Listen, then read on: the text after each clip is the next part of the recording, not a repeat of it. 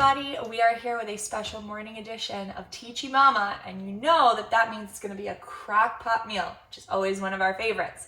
So Elena, do you want to tell them what we're making today?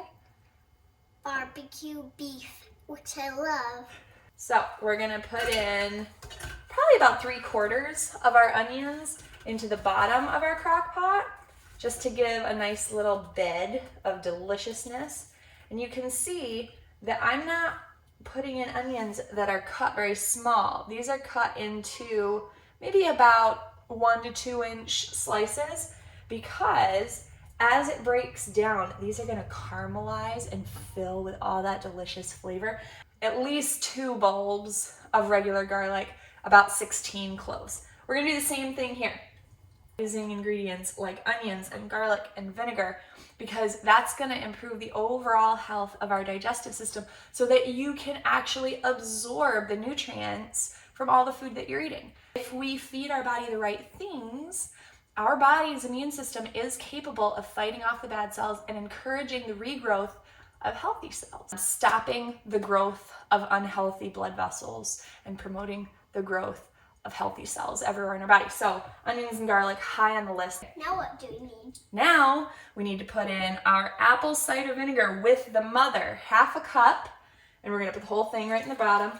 Thank you. We are going to put in about 1/3 cup of unsulfured blackstrap molasses. That's what's gonna give this whole dish its sweetness, because we're not using any brown sugar. We don't have to do that. We're gonna use blackstrap molasses, which is an which is an unprocessed alternative. We've got about 1 cup of water just to give everything some nice juices. All right, there we go. Everything's in the bottom. We let that go. Now, the most important part, we are going to mix all of our spices. And health-wise, spices are gonna give you the biggest bang for your buck. So here we've got about a teaspoon of cayenne. We've got 2 tablespoons of smoked paprika. This is what's really gonna give us our main flavor. And 1 tablespoon of regular paprika. So those are going in too. You gonna get those for me? All right, here we have a good solid 2 teaspoons of pepper, 1 teaspoon of pink Himalayan sea salt. All right, so now we have... That's pretty. It looks like a bouquet of spices. Spices? It is. It's like a bouquet of spices. Okay. Now, So, would you mix all this up for me, please? Yeah. Okay. So we have about a 4-pound roast of beef here. You could go with venison. You could even go with chicken. The biggest one that you really want to look for is grass-fed. It's eating what the animal would naturally eat. Then it's actually going to be high in omega-3s. So this is from some cows? Yes, exactly. This came from a cow.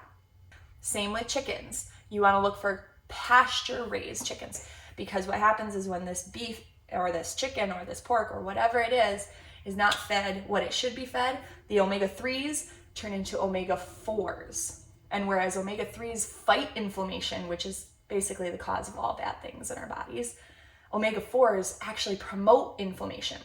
So we're looking to get rid of that. Here we go. We are going to dump about 1/2 of our spice rub on top of our beef. Now we're going to take our nice big roast and put it in here. Like I said, I would love to do this recipe with some venison. I know we have a lot of friends that use primarily venison in their cooking, and this would be delicious with venison. We are going to layer the rest of our onions and garlic over the top. This is going to make sure that all sides of the beef get flavored thoroughly. Lastly, we have 1/2 cup of pure maple syrup, and we are just going to drizzle that right over the top, because that gives this the most delicious depth of flavor. And so we're going to put that right in, and that is it. Now you get to relax the rest of the day. You don't have to worry about dinner. If you are a little bit late on time, you can click this on high for about 4 hours and it'll be done. Or if you get this done first thing in the morning before you go to work, put it on low for 8 hours. By the time you come home, your house is going to smell amazing. We're going to come back and show you how to finish your very own barbecue beef. Good? Yes.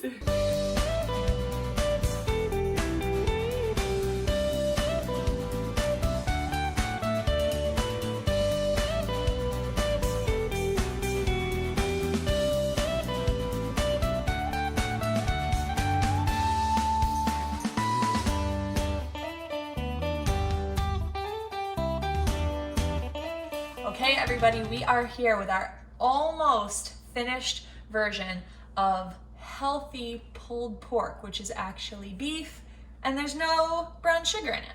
So you can see as you start to stir it up, you don't need anything else. Your beef is just gonna break apart just with a spoon. What do you guys think? Yeah, that's cool. That's cool, but you guys don't even like this meal, right? So you No, probably, I love it. well, you'll probably just have like yogurt or something for dinner. No. No? Well, what do you want to eat? We want to eat that. Why? Because it's ours. It's yours? good. It's good, okay.